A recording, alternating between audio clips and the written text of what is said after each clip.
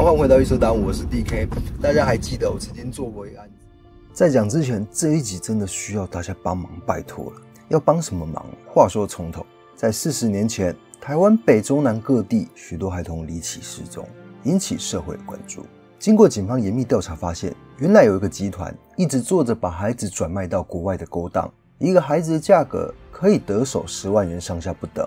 他们就是以楚立青为首的贩婴集团，集团将孩子的身份、姓名资料捏造，所以户口名簿的父母姐妹所有的资讯呢，都可能是乱凑的。当年有个孩子，他在户口名簿的名字叫做郭慧茹，在楚立青的中介下，由美国女士玛丽收养。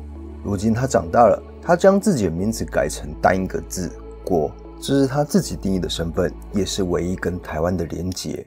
郭非常想知道他的亲生父母过得好不好，而且从中得知他可能还有一个姐姐也被中介到不同国家了。在养母的支持下，两人特地飞到台湾，暂时住在台北的饭店。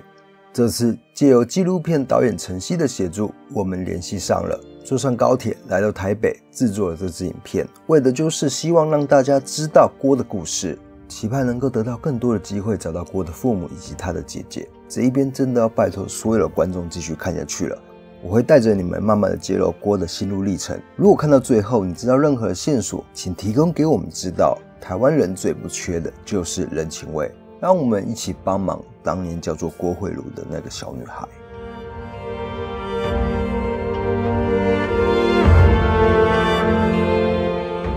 大家好，你好，我是郭，我爱你，妈妈，爸爸。 Yeah, so this is like the last known address or something before I left Taiwan is on this. 户政事务所的资料有待质疑的。对，我们知道。对，你知道这件事情。好，现在来到了这个房间，来，我们先介绍一下我们的翻译者。我叫陈曦。Hi, I am the mother here that was here 40 years ago that got the most beautiful baby in the world. My name is Quo. I was adopted in 1980. I came to the U.S. around 1982. I was part of the Julie Chu case. I grew up in Southern California and then I moved to New York. And then as an adult, around the age of maybe 25, found out about Cartia and her finding her birth family. So I became more interested in finding mine. 当你在很小的时候，你对台湾有印象吗？或是楚立青这些相关的人员都有印象吗？ Not really from when I was first in Taiwan. I have memories from when I came back when I was 5. So you don't have any memories of Julie Chu or anything happened?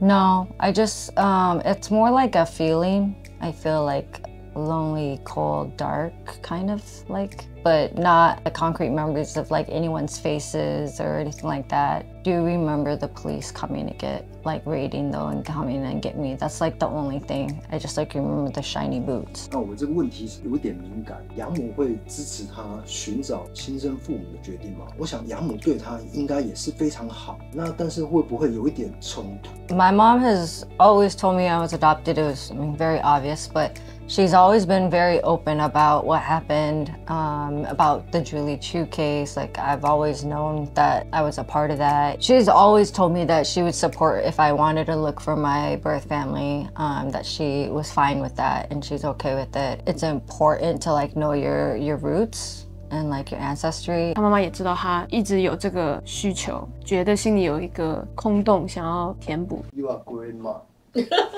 in the world 。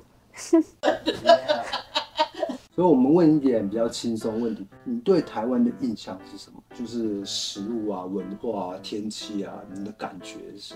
It's very hot, more humid than I think New York. New York, it's hot, but not usually as humid. Everyone, they just accept me and they try to talk to me in Chinese. Everyone's been very nice, and surprisingly, a lot of people do speak English. 第一次感受到就是台湾人非常热情的包容他，然后他感觉到他属于这个地方。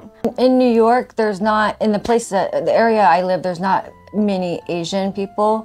And where I grew up, I didn't have a lot of Asian friends. So this is the first time that I kind of feel like I'm a part of like my community. It feels really nice to feel like I'm accepted and not kind of the odd person out. Like stand out, like I'm just one of, an outsider. I'm like part of the group. 你有去行天宫拜拜，然后有跋杯，是有得到神明的祝福，这个会不会让你在寻亲的过程，或者是找到手足的过程，是更有信心的？ The God boy.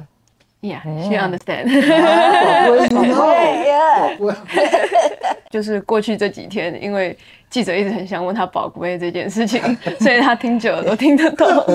Like I said, I kind of wanted to experience the culture, the religion, normal things that you would do if you lived here. So I think it gave me like a little hope because it said yes to that I'd find my birth family or that I'd, get to meet them. And it said yes about the twin and then yes, I'd meet them. 他这一次去问的3个问题，第一个问题是他会不会见到他的家庭，第二个是他有没有一个双胞胎姐姐，第3个是会不会见到他的双胞胎姐姐。3次跋杯的结果都是醒杯。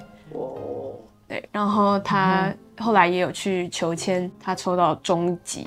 去解签的时候，他们跟他说是蛮有希望的，但是目前还有一些困难，因为一些信息被阻挡。这样，行天宫的人跟他说，就是要继续努力，继续努力就有机会。这样。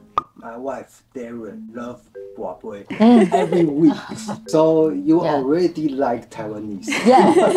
Yeah, they've been joking a lot, like what I wear and stuff. Like I look like already like Taiwanese. And 他说，因为他之前有做过这种 DNA 美国的鉴定，然后他说他有9%南岛语族的基因，原住民，所以他一直觉得他可能是原住民。然后我们就帮他看汉人线，然后他没有汉人线，所以有可能是原住民这样。那我想问，就是你们刚刚有去户政事务所，好像有得到一些文件，那文件告诉我们什么东西？最新的状况是什么？他这一次去3重户政事务所，得到2个他以前没有的文件。这一次拿到全家的户籍誊本的时候，有办法看到他的姐姐。证实了那时候他一直都觉得他可能有个姐姐的这件事情，虽然有可能也是其中一个出一亲的宝宝一起并着去当成姐妹被领养这样。And then this one they told me is my birth certificate, which I didn't have a copy of this. 也有可能是伪造的啦。这个案子困难之处在于，集团串联了妇产科诊所，伪造了出生证明，一切资料都可能是编造出来的。例如，同样是出自于处理性案件中，有2个毫无血缘关系的小孩被放在同一个户籍里面，这导致了长大的孩子想要回到台湾找到亲生家庭是如此的困难。Either way, I think it would be cool to meet this person because we still have a shared story. So we're still part of the same experience. And so I think even if we're not DNA related, we're still connected. And so I think it would be really nice to still talk to that person. 那我想问一个比较尖锐的问题。A harder question for you? 假设真的找到你的亲生父母，但是因为种种的因素，他不愿意跟你见面。当然，这是我们不愿意希望的结果了。但如果真的发生，你会怎么想？ If I got the information that they found them, but they didn't want to meet me, I think I'd be sad. But I would wish that they could just give me some information. Maybe like type of lifestyle they live or like where they live. Like, do they live in the mountains? Do they live in the city? Maybe occupation, something like. I understand it might be hard for them. They may feel guilty or scared to come forward, nervous. But yeah, I would be sad if they didn't want to meet me because I'm not putting any judgment. I just want to fill that, missing piece.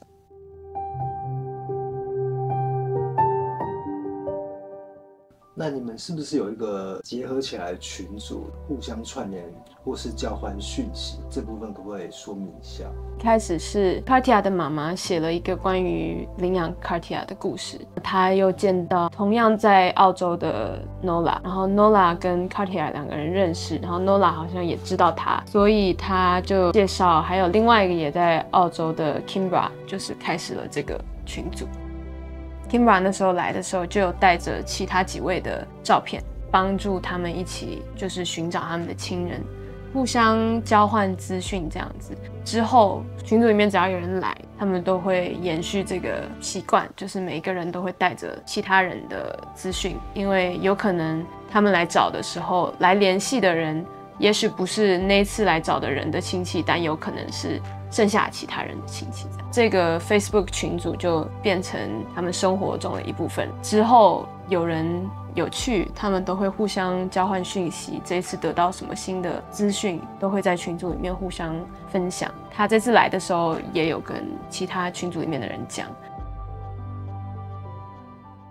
And the last question I want to ask you is, use this camera as your birth family. If you can speak to them right now, what do you want to say to them? I want to say that I don't know the circumstances of why I was given up for adoption or how Julie Chu got me. I don't know if I was stolen. I don't know if someone in the family gave me to Julie. Whatever the circumstances are, I'm not judging you for those past actions. And I understand that life can be very complicated, and the decision was probably out of love, and I appreciate that. I did have a good life. My adopted mother treated me very well, and I've been doing good, but I've always felt like I'm missing a piece of me, and I think that piece is my birth family.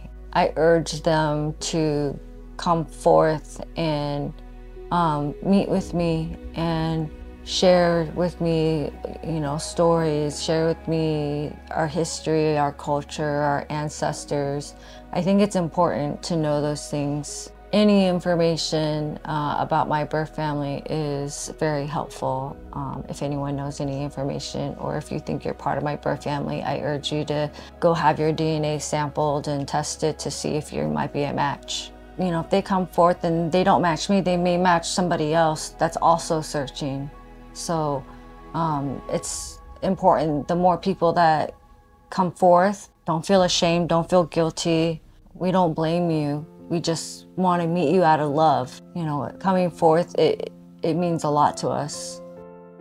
各位观众，我们曾经有做过这个案件，当时我去图书馆翻找出很多珍贵的资料，我又重新翻了一次，我就找到一个珍贵的报道：女儿找到妈妈不要。那其实这个小女孩就是郭慧茹。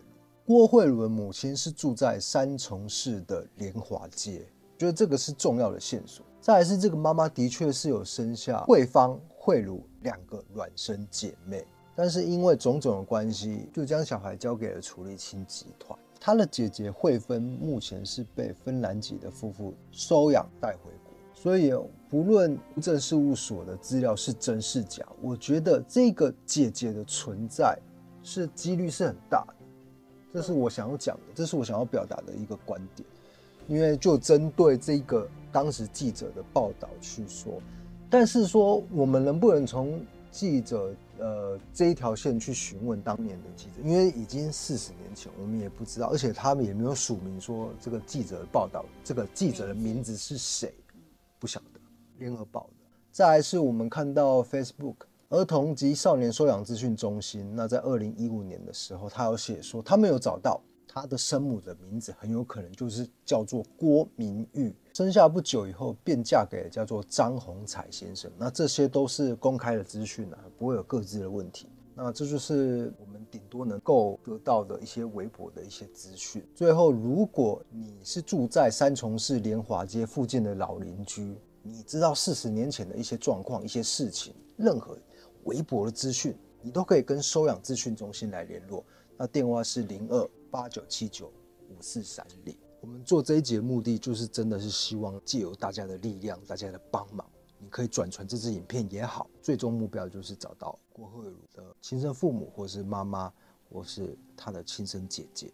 谢谢大家，在这边真的是拜托了。大家好，你好，我是郭，我爱你，妈妈，爸爸。